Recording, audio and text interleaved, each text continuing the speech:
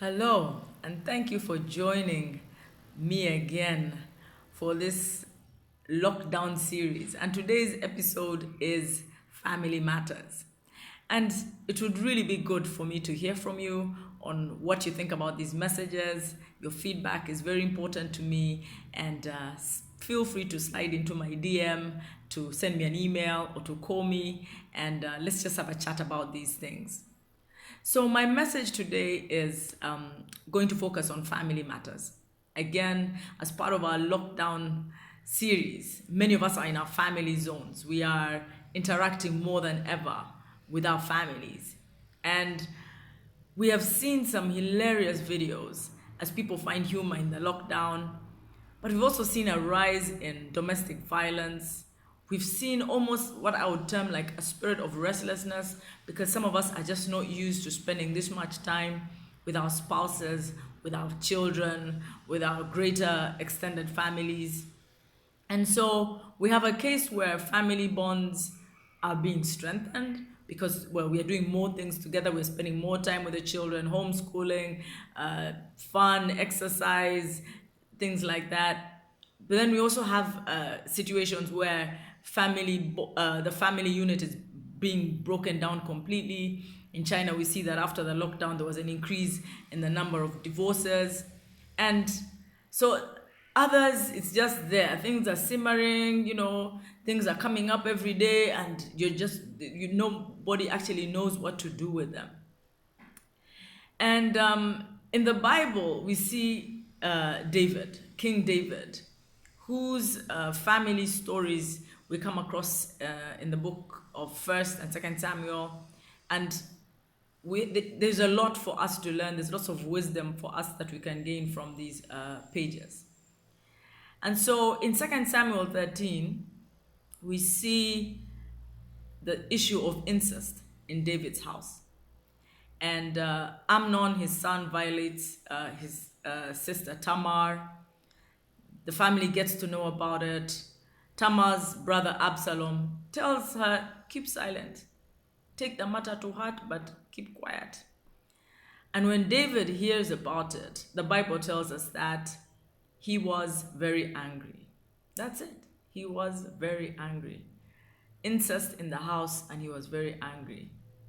Did he do anything about it? No, we are told he was very angry. The law at that time was very clear on how to handle matters of incest, but he did nothing. And we may understand and say, man, it's a father, it's his son, it's his daughter, that the law was severe. So it could apply to others if the case had been brought to him as a king, but somehow he couldn't apply the same law in his family. And so he opted to do nothing.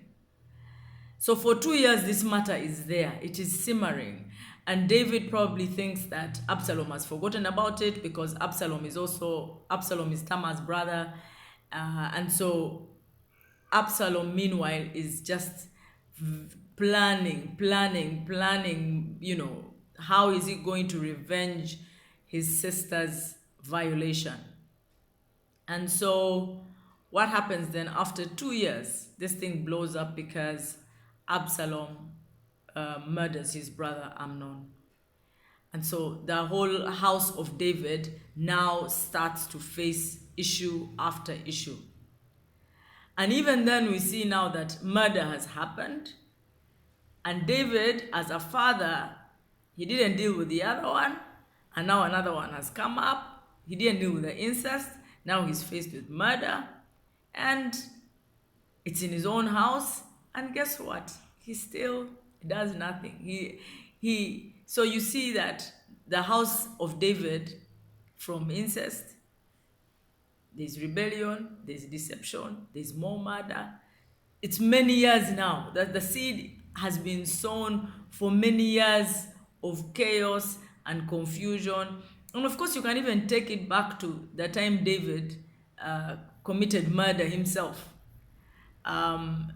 arising out of an adulterous relationship.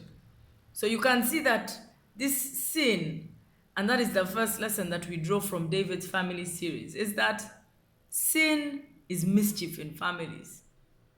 When it's not dealt with, it spreads, it multiplies, and gives birth to even more mischief. And so it is our responsibility as family heads, as people of responsibility who have any level of responsibility in our families, that we must find a way of dealing with mischief in our families. Sweeping it under the carpet, hoping that it's going to go away, that somehow people are going to keep quiet about it, that is not the solution. Why? Because one day it's going to blow up. And when it blows up, it's going to affect the entire family. Our families will be ripped apart. Because at that point in time, when we could have dealt with it, we didn't deal with it. The victims themselves need help. Tamar needed help. Instead, she was told, you go and keep quiet. We are told in the Bible that she remained desolate in her brother's house for the rest of her life. This thing was a shame and reproach on her for the rest of her life. The victims need help. The victims in our families need help. We can't be sweeping things under the carpet. Defilement, rape, we sweep it under the carpet and we hope that it's going to go away. These victims need help. We need to seek counselors. We need to find a way of helping them because it affects them for life. And so we can't just act like nothing has happened simply because it hasn't gone out in the public, that it hasn't happened. And so we need to deal with this because mischief, sin, will actually just beget more sin in our family. The other thing then is that our family attachments can be obstacles to us dealing with mischief in our families. David was so attached to his sons that he could not punish them. He was king in charge of meting out justice to the people of Israel, but his feelings, his emotional attachments for his sons could not allow him to deal with the sins that had been committed. So some of us see things in our families, but our emotional ties, we keep thinking that somehow these things are going to be sorted. Emotional ties for our children, we see our children going wrong, but somehow we think it's going to be sorted. Our siblings, our parents, our greater extended family. The sin is in us keeping quiet. The sin is in us not dealing with these matters. Yes, we should be merciful, we should be compassionate, we should be kind, we should be forgiving. But at which point do we honestly ask ourselves, are we dealing with this mischief? Because if we don't deal with it, it is going to have long-term repercussions in our families. So my prayer for us today is that we would prayerfully look at our families. Let's be honest enough to write these mischiefs down, these sins down, and ask God, how can we deal with them? How should we deal with them? Is there someone who needs to face the law? And to put our emotional attachment aside and say, okay, God, how do we deal with this? May we see the hand of God in our families at this time. May we be strengthened by all means. May our bonds grow stronger as we get to know and as we spend more time with each other. May He give us grace for tougher times that may lie ahead. But above all, may His salvation be seen in our families. Not only in our generation, but in the generations to come. May God save us, our families, our siblings, our children, our children's children, our extended families.